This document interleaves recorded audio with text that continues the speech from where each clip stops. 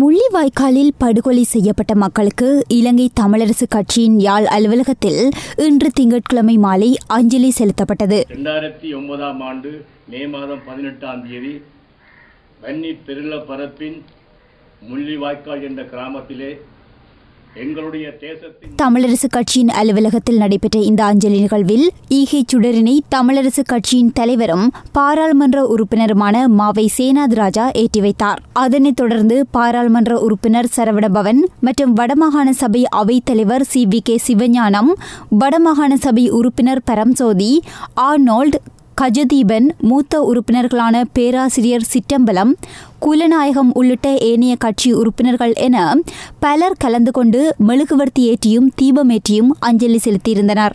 அதன் பின்னர் தமிழரசு கட்சியின் தலைவரும் பாராளுமன்ற உறுப்பினருமான மாவை சேனாத் ராஜா நினைவுரை ஆற்றியிருந்தமை குறிப்பிடத்தக்கது.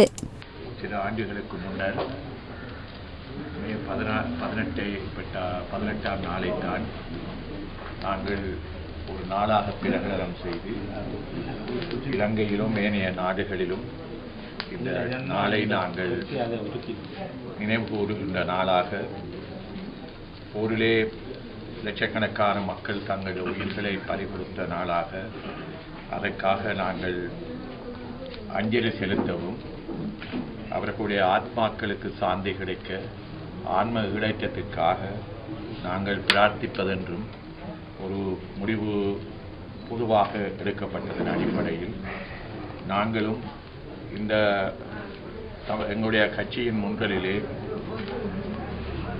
தொடர்ச்சியாக இந்த நிகழ்ச்சியை நாங்கள் நடத்தி வருவதை நீங்கள் அறிவீர்கள்.